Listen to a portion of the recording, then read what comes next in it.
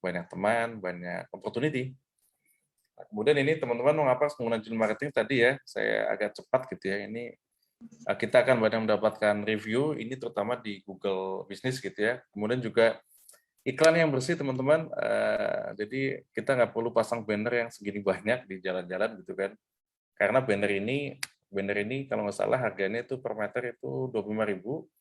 Ini kalau kali 6 aja berapa? 150.000 kan, 150.000 per banner. Biaya pasangnya sekian. Terus teman-teman kadang-kadang masangnya gelap gitu, nggak pakai izin gitu kan. Hari ini dipasang, 2 hari lagi nanti dicabut sama Satpol PP gitu. Nyarinya susah lagi gitu. Nyarinya harus nanti ke kantor Satpol PP gitu kan. Kita minta dong kemarin, ini saya udah bayar pajak kok digulung. Nah, pas kita lihat bannernya udah kusut.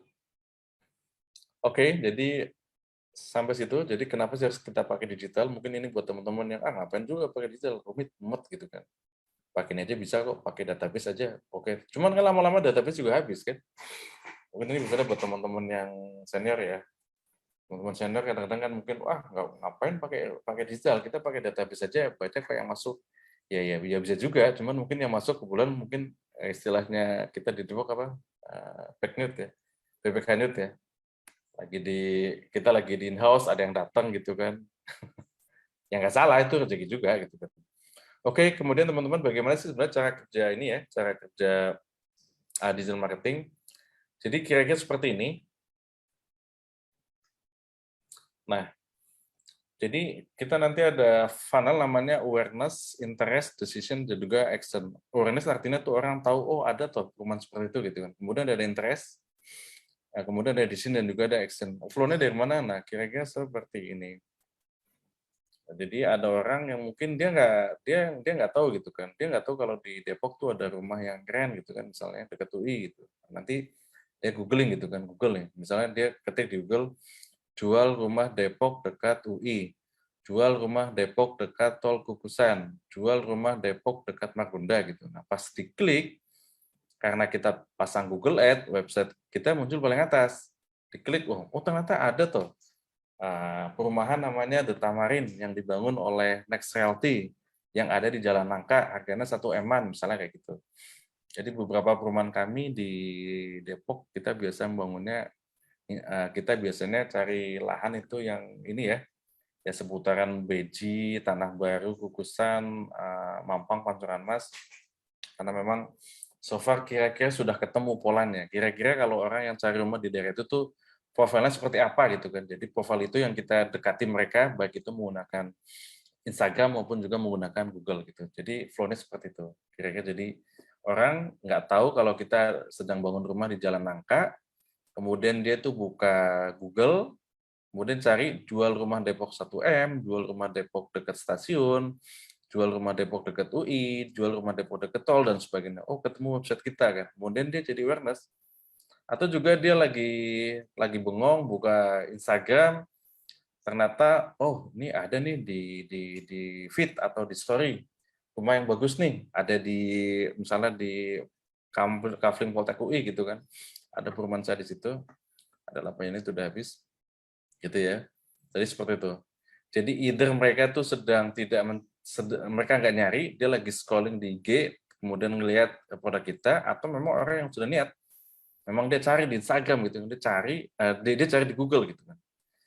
Jadi mereka tuh jadi terbangun awareness-nya, yang tadinya nggak tahu jadi tahu. Nah kemudian begitu awareness-nya sudah terbangun, mereka mulai interest. Interest itu masuk ke website-nya atau masuk ke e-brosurnya atau masuk ke YouTube-nya, masuk ke kanal-kanal yang kita punya gitu kan. Jadi dari tahu jadi tertarik, kemudian dari tertarik itu dia mulai decision gitu ya. Decision itu ya katakanlah misalnya dia tuh nelpon agentnya, ini ada promo nggak? Ini rumah hadap timur masih ada nggak? Saya saya belum kartab, bisa nggak ngajuin rumah? Atau misalnya ada nggak rumah yang DP 0% dan sebagainya, sebagainya. Jadi mereka udah di tahap ini gitu ya, udah banyak nanya, banyak WA dan sebagainya. Dan juga mungkin kalau di Instagram, kalau di sini polanya dia udah DM ke kita, kemudian di DM kita balas, boleh share nomor WA-nya Kak, nanti kita kirim e-brosurnya. Nah begitu dia kasih nomor WA kan biasanya orang itu udah minat banget kan, Dia sudah ada di posisi ini, sudah ada di posisi decision. Nah, next, setelah dia tahu, tertarik, kemudian dia tanya lebih banyak, terakhir adalah action. Action-nya apa? Ya karena ini properti, ya pertama adalah booking fee kan. Dia mulai bayar booking fee, dan dia mulai bayar booking fee, survei dulu ya, dia survei, kemudian bayar booking fee, dan seterusnya, dan seterusnya. Jadi kira-kira polanya seperti itu, teman. Jadi polanya kayak gitu ya, jadi yang digital marketing itu kira-kira funnelingnya seperti ini. Yang nggak tahu jadi tahu, yang sudah tahu jadi minat banget gitu ya. Nah mungkin kalau ini Instagram, Twitter dan sebagainya ada di atas. Nah kalau Google search biasanya dia di sini langsung mereka memang orang yang sedang mencari gitu ya. Oke, dari sini teman-teman selanjutnya. Nah ini kita ada juga teori ini ya, marketing 7P, mungkin saya percepat aja. Ini kenapa saya bahas, karena ini biasanya sangat membantu teman-teman untuk untuk menentukan selling point kita gitu. Karena nggak semua agent kadang-kadang ditanya ngerti, kenapa saya harus beli rumah di perumahan itu gitu. Nggak semua agent bisa jawab kan. Oh karena apa ya? Apa ya? Ya pokoknya bagus deh gitu. Padahal sebenarnya kita bisa menggunakan ini ya, kita bisa menggunakan 7P. Kita bisa menggunakan price, product, place, promotion, dan sebagainya. Artinya apa? Kira-kira misalnya gini, kalau misalnya kita udah kasih diskon, kita kasih cara bayar, kemudian kita kasih kelonggaran pembayaran, dia masih belum kena juga, diskon, enggak, diskonnya nggak menarik. Free biaya-biaya, nggak menarik juga. Kemudian boleh dicicil 6 bulan, nggak menarik juga. Jadi mau pakai diskon apapun masih nggak menarik juga misalnya. Nah, baru kita kasih ini. Ini rumahnya keren banget loh gitu kan. Ini rumahnya Skandinavian, kemudian industrial, kemudian ada etiknya, ada mezaninnya di atas, kemudian smart home. Smart home-nya itu misalnya dari smart lock, kemudian lampunya semua pakai Bardi dan sebagainya. Milenial kan seneng banget gitu kan. Kemudian tangganya ada lampunya, padahal lampu tangga cuma 35.000, tapi 35.000 kali 5, begitu orang datang, wah lampunya keren banget nih, jadi gitu. Jadi teman-teman bisa combine antara harganya, produknya, kemudian juga tempatnya gitu ya. Tempatnya bagus, di lokasi yang sangat berkembang, kemudian juga promosinya, people, proses, dan juga mungkin physical evidence. So dari sini teman-teman, biasanya kita bisa membuat mapping selling point kita ya. Selling point kita ada di mana sih? Teman-teman bisa gunakan guidance ini. Kita dari price, oh price kita oke, price kita mahal sih, tapi lokasi kita bagus. Atau harga kita mahal, atau misalnya harga kita mahal, lokasi kita jelek, tapi produk kita keren loh. Yang merancang ini misalnya Andra Matin gitu kan, yang bikin WiFi Habitat gitu ya. Misalnya itu kan rumah kecil tapi harganya 1 M, dan saya kalau lihat itu laris banget gitu kan, walaupun jalannya agak macet saya lihat di depannya, tapi keren ya. Habitat. Nah ini, jadi ini adalah tools yang teman-teman bisa pakai untuk how to map our selling point gitu. Dan juga nanti ini dari sini teman-teman bisa membuat satu campaign yang menarik di Instagram, di Google. Jadi apakah dari harganya, apakah dari lokasinya, ataukah misalnya dari promosi. 3 unit rumah pertama potongan 50 juta. Kalau saya biasanya gitu. Saya biasanya 2 unit pertama diskon 40 juta misalnya. Jadi biar orang pesan, karena kan biasanya 1-2 unit pertama kan buat penglaris gitu ya. Oke teman-teman, saya lanjutkan. Jadi saya lanjutkan ke Google My Business. Jadi tadi kita udah bicara 7P dan marketing 7P dan sebagainya, kita lanjutkan ke Google My Business. Google My Business itu apa sih? Nah, kira-kira inilah, Mas. Kira-kira ini ya, apa namanya, Google Businessku gitu kan. Atau Google My Business. Gini.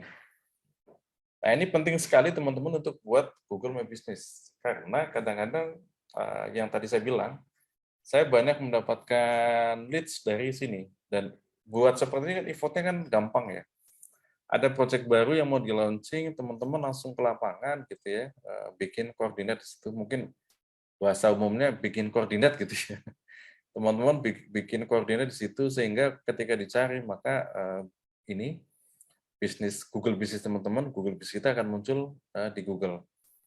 Dan dari sini teman-teman juga ternyata bisa kita optimasi gitu kan. Pertama adalah seperti ini gitu kan. Semua data kita isi, jadi teleponnya kita isi, jadi ketemuan kita isi, terus website-nya kita isi. Ini harusnya website-nya muncul. Nah, ini masih ada ini ya. Di sini nggak muncul. Kemudian review-nya gitu. Kemudian juga kalau pengalaman saya sendiri, saya bisa nanam keyword di belakang nama perumahan. Jadi contohnya gini, kita mau bikin perumahan namanya The Tamarin gitu kan. The Tamarin. Kan orang juga, mungkin kan orang nggak ada kan yang langsung googling The Tamarin kan. Karena apa? Karena memang brand kita belum kuat.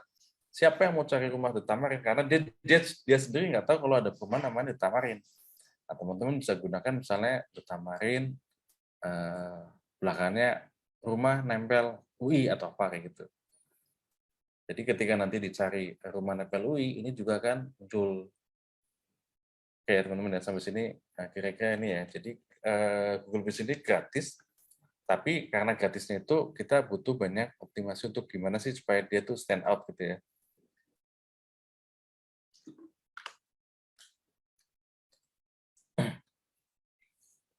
Nah ini tipsnya adalah ketika ada project yang dibuka, teman-teman buru-buru untuk membuat Google Business. Supaya nanti Google Business teman-teman muncul duluan gitu kan.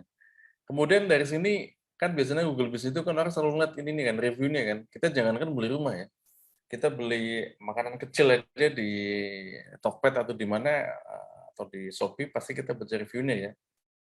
Beli yang kecil aja baca review apalagi rumah gitu. Jadi sangat penting bagi teman-teman, bagi kita untuk membuat review di sini.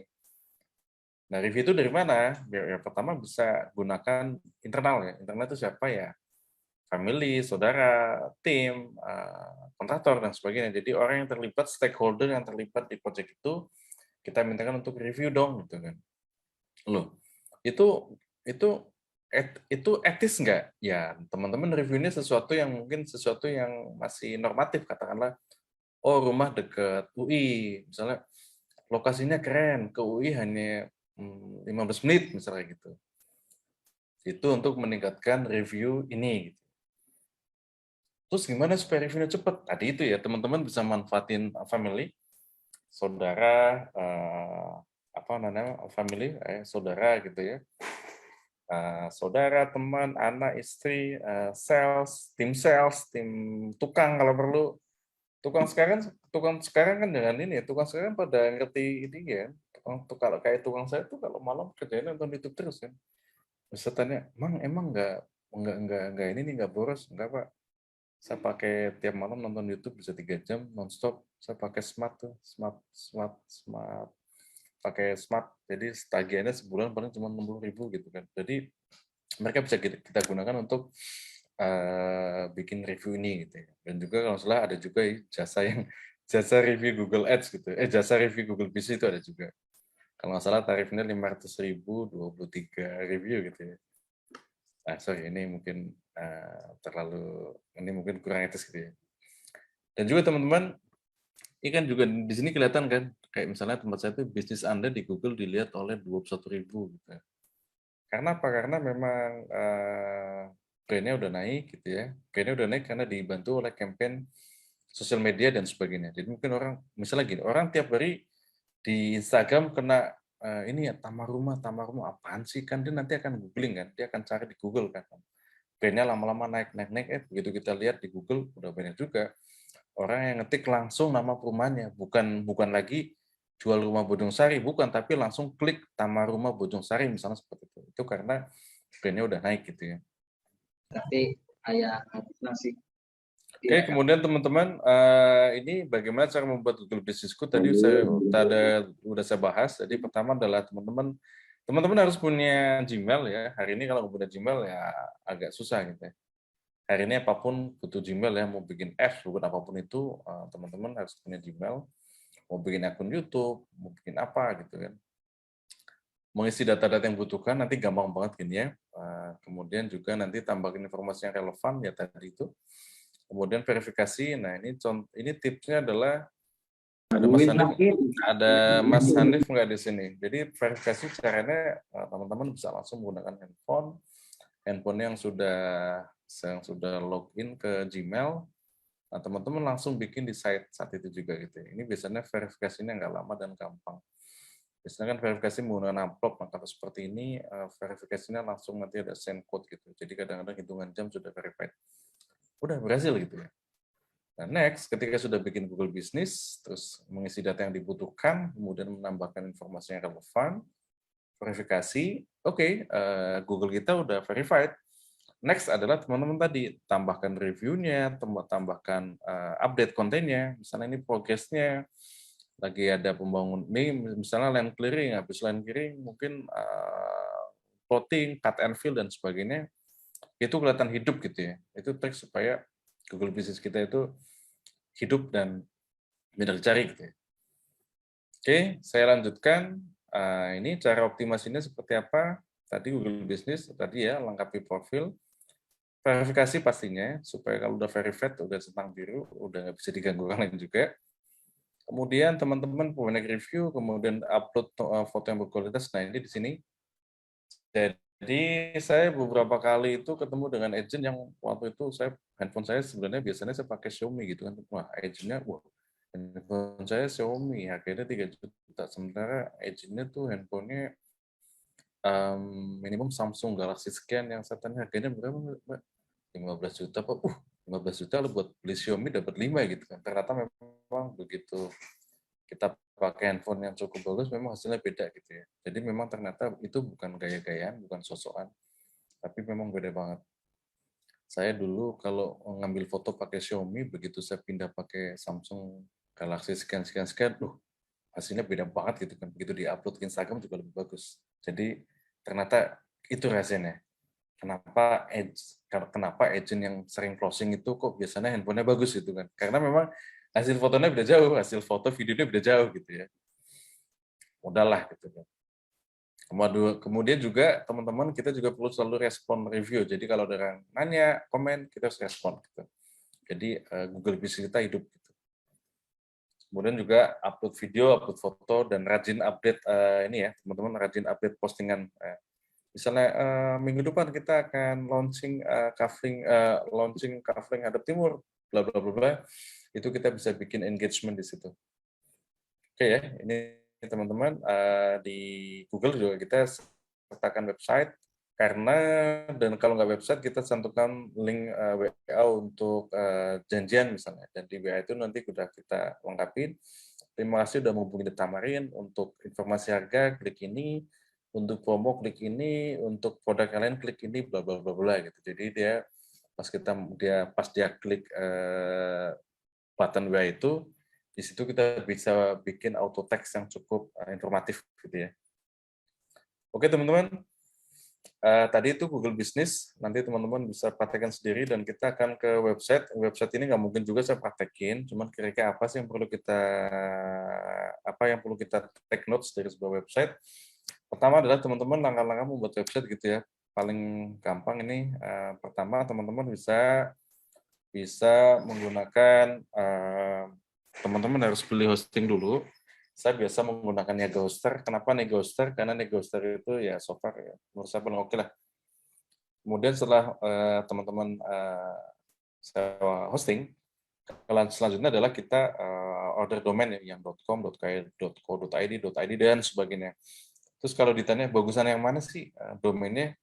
Ya tentunya biasanya paling bagus, paling oke .com, kemudian setelah itu ya .co.id atau selanjutnya adalah .id gitu. Cuman kadang-kadang untuk nama-nama yang bagus kan udah di-reserve kan. Ini yang .com udah habis nih. Kok ID, gimana mau bikin ID? Kita nggak punya ini nih, nggak punya syarat-syaratnya. ID, wah ID udah kepake juga. Teman-teman mungkin bisa yang lebih ini ya, kayak misalnya estate apa, cuman memang lebih mahal sedikit. Jadi misalnya thetamarin.estate gitu bisa juga kan. .com, co-ID atau ID, nah bisa estate, bisa macam-macam, banyak sekali sekarang. Kemudian setelah kita sewa hosting, kemudian kita order domain, kemudian kita install WordPress. Nah, dari install WordPress nanti kita bisa, teman-teman bisa menggunakan Elementor. Saya biasa pakai landingpress.co, ini sangat gampang dan mudah disesuaikan dengan kebutuhan orang Indonesia ya, dengan IMS Indonesia. Jadi button-button apa, kemudian sudah Indonesia banget pokoknya. Jadi Elementor itu. Kemudian juga teman-teman jangan cuma bikin satu website, bikin paling enggak 2 atau 3 dan sama-sama diiklankan. Jadi yang satu misalnya jual rumah Jakarta, yang satu misalnya nama rumahnya, yang satu misalnya nama agensinya. Tiga-tiganya diiklankan, jadi ketika dicari sama orang, diketik Google, tiga-tiganya akan muncul gitu. Pas tiga-tiganya muncul ya terserah mau nomor 1, nomor 2, nomor 3, semuanya punya kita aja. Semua punya kita semua kok gitu. Ada satu ada teman dulu yang dia bisnis sesuatu gitu kan, dia saya tanya websitenya itu sampai 12 gitu. Website kan sampai 12, jadi domainnya macam-macam kan. Websitenya tuh ada yang .co, .id, .net dan sebagainya 12 dan 12-12-nya itu dipasangin iklan sehingga saya tanya 1 bulan itu untuk produk tertentu ini dia habis biaya sekitar 25 juta gitu. Itu kemudian cek performanya nanti teman-teman bisa gunakan GT Matrix. Jadi maksudnya setelah kita pesan, misalnya kita bikin website, pesan sebelum kita terima, sebelum kita lunasin, cek dulu dong performanya, kecepatannya seperti apa, lemot atau tidak, aman atau tidak, secure atau tidak, gitu. Teman-teman bisa gunakan ini GT Matrix. Setelah oke nih, udah bagus nih, nggak lemot, gambar juga semua gambar udah terkompresi, kemudian waterfall dan sebagainya udah kita cek, nanti dari situ teman-teman baru lunasin misalnya gitu ya. Sorry nih kalau di sini ada yang suka bikin website, main disahkan aja sebelum dicek pakai GT Matrix gitu ya. Oke teman-teman, sampai situ untuk cara membuat website. Dan ini kalau teman-teman kita bikin pakai website ini, itu websitenya bisa di copy paste gitu. Jadi kita tuh nggak perlu coding dari awal, kita bisa langsung copy paste. Dan kalau kita males, di Shopee juga banyak ya template. Jadi kita beli template-nya tuh bentuknya JSON. Nanti itu juga kecil, paling cuma 100 berapa KB, nanti dari situ tinggal di-upload.